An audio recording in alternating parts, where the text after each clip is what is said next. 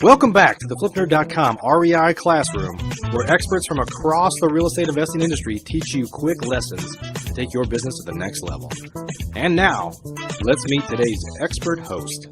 Hey there, my name is Michael Blank, and I'll be your instructor today. Today we'll be talking about, what's a better investment, single-family house or apartment buildings? This REI Classroom real estate lesson is sponsored by UglyOpportunities.com.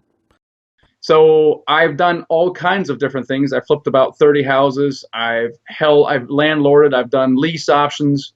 Good grief. I've negotiated short sales, and I also have done apartment buildings. So I have a unique perspective on this. So, I think the conclusion is up to you, but I'm going to give you some pros and cons to consider, okay? Because we're all thinking, what is the best real estate strategy here? So here's some things. There's 6 kind of factors that I consider, and then I'll kind of net it out at the very end, okay? So factor number 1 is affordability, okay? Single family houses has this beat because they're more affordable. You need less money, and they're obviously much more affordable. And apartment buildings obviously are not. They require more capital, right?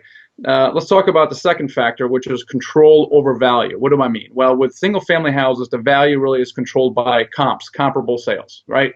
With apartment buildings of 5 units or higher, which is commercial real estate, it's not like that. It's actually a multiple of income. In other words, like imagine this ATM machine spitting out a certain amount of income, okay, and then that box now is worth a multiple of that income, meaning that if the income goes up, then the value of the box goes up as well, okay, which means that I can control the value of the building. I can go in and buy and pay fair market value for a building, do a bunch of stuff to it, increase the income, and now all of a sudden it's worth more, okay? So that's the control of value. So apartment buildings kind of wins that slot. Finding deals.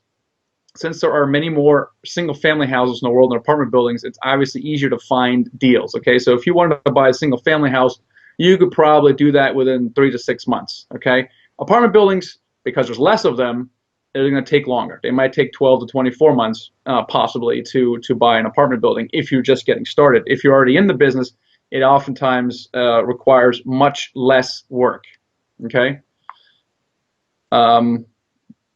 So moving on to the fourth one, property management.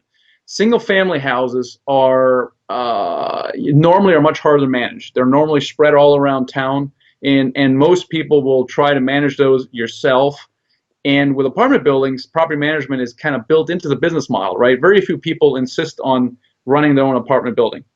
So it's kind of built into the model. And you can hire a property management company for a single family house, but it's much more expensive as a percentage of the rental income, right? So property management is built into the business model for apartment buildings.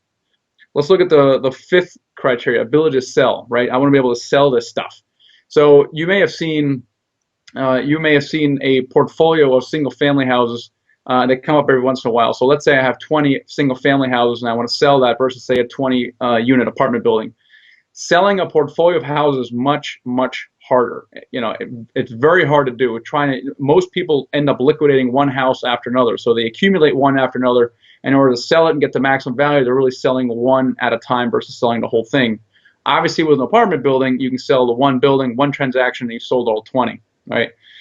Number 6 is the ability to scale. And this is really important, right? If I want to, let's say, retire in 3 to 5 years, and I need a certain amount of passive income, and you do the math on this stuff, you might need a whole bunch. You might need 30 or so houses. All right, I'm just kind of throwing a number out there. You need a lot of houses, right? So you're constantly buying a lot of transactions.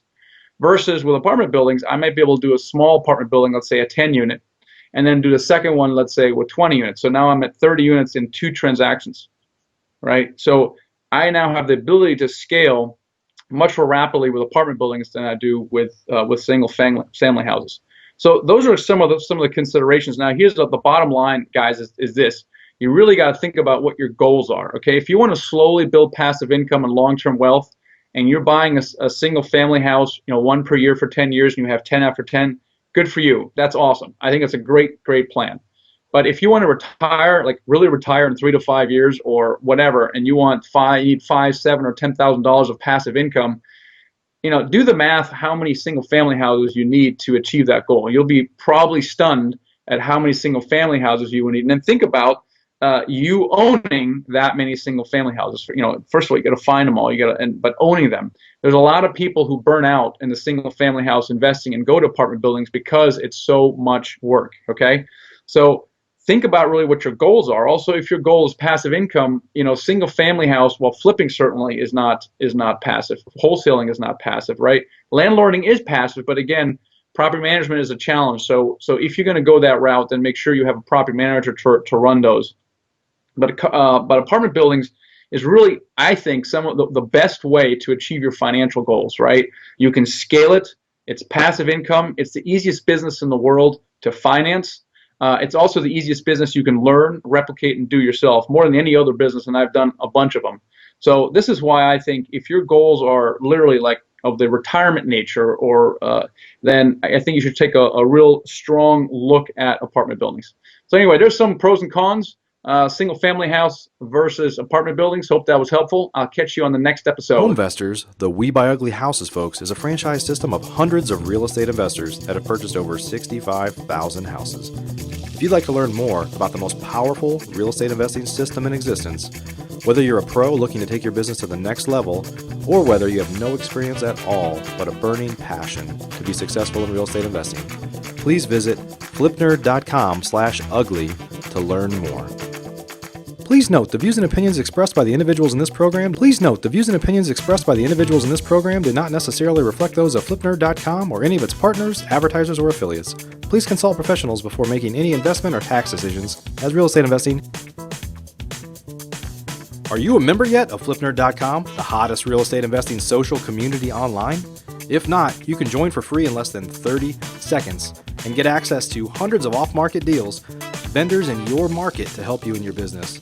And you can start networking with thousands of other investors just like you. Get your free account now at flipnerd.com. Please check out the Flipnerd family of real estate investing shows, where you can access hundreds of expert interviews, quick tips, and lessons from leaders across the real estate investing industry. They're available at flipnerd.com/shows, or simply search for Flipnerd in the iTunes store.